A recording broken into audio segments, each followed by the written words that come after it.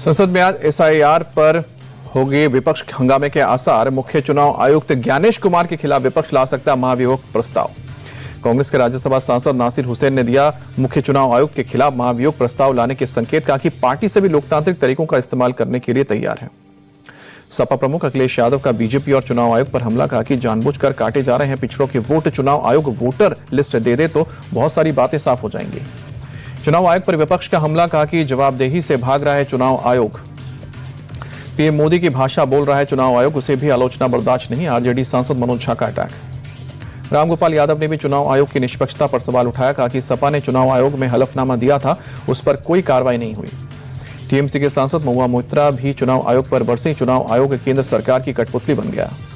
चुनाव आयोग के समर्थन में उतरी बीजेपी। कहा कि विपक्ष की हताशा बढ़ गई है। ईसी ने सभी सवालों का जवाब विस्तार से दिया है। सुप्रीम कोर्ट के निर्देश पर बिहार में एसआईआर के तहत काटे गए वोटर्स की लिस्ट जारी हुई। चुनाव आयोग की वेबसाइट पर भी लिस्ट अपलोड की गई है। विपक्षी दल आज उपराष्ट्रपति पद के लिए उम्मीदवार के नाम का ऐलान कर सकते हैं। सभी विपक्षी दलों के नेताओं की आज कांग्रेस के अध्यक्ष मल्लिकार्जुन खड़गे के घर पर दोपहर 12:30 बजे बैठक है। 20 अगस्त को नामांकन दाखिल करेंगे एनडीए के उपराष्ट्रपति उम्मीदवार सीपी राधाकृष्णन। नॉमिनेशन के वक्त पीएम मोदी रहेंगे मौजूद।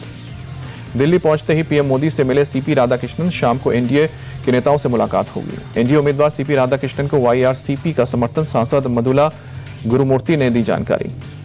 बिहार में राहुल गांधी की वोट अधिकार यात्रा का आज तीसरा दिन। गयाजी से आज नवादा पहुंचेगी यात्रा। राहुल गांधी के साथ तेजस्वी भी रहेंगे मौजूद। राहुल गांधी ने यात्रा के दूसरे दिन गयाजी में वोट चोरी के मुद्दे पर चुनाव आयोग पर किया जोरदार हमला। कहा कि चुनाव आयोग की खुद चोरी पकड़ी गई है और मुझे हलफनामा दाखिल करने के लिए कह रहे हैं। राहुल गांधी ने चुनाव आयोग को दी चुनौती। कहा कि हम हर विधानसभा और लोकसभा सीट पर आपकी चोरी पकड़ेंगे और जनता के सामने रखेंगे और पूरा देश आपसे हलफनामा दायर करने को कहेगा।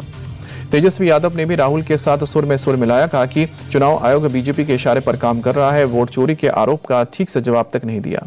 पूर्व आईपीएस अधिकारी आनंद मिश्रा आज बीजेपी में शामिल होंगे। प्रशांत किशोर की पार्टी जनसुराज से जुड़े थे आनंद मिश्रा।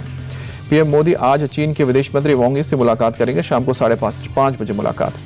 एनएसए अजीत डोभाल से आज सुबह 11 बजे होगी चीनी विदेश मंत्री वांग यी की मुलाकात। भारत चीन सीमा के मुद्दे पर विशेष प्रतिनिधियों के 24वें दौर की बैठक।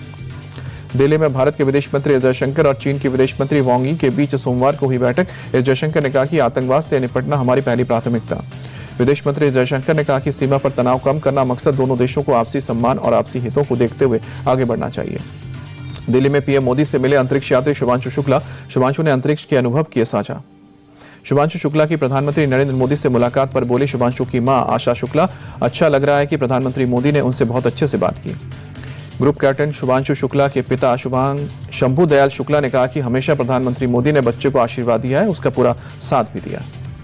दिल्ली में आज से आरएसएस के आर्थिक समूह की 2 दिवसीय बैठक। स्वदेशी जागरण मंच, भारतीय मजदूर संघ, लघु उद्योग भारती और भारतीय किसान संघ जैसे संगठनों के प्रतिनिधि होंगे शामिल। दिल्ली में आज भारी बारिश की आशंका। मौसम विभाग ने दिल्ली एनसीआर में आंधी के साथ बारिश का अलर्ट जारी किया है। दिल्ली में गहराया बाढ़ का खतरा। हथनीकुंड बैराज के खोले गए सभी 18 गेट। दिल्ली में यमुना का जलस्तर खतरे के निशान को पार कर आज 206 मीटर तक पहुंच सकता है। मुंबई सहित ठाणे, पालघर और नवी मुंबई में आज भारी बारिश का रेड अलर्ट। सभी स्कूल कॉलेज को बंद करने का आदेश जारी।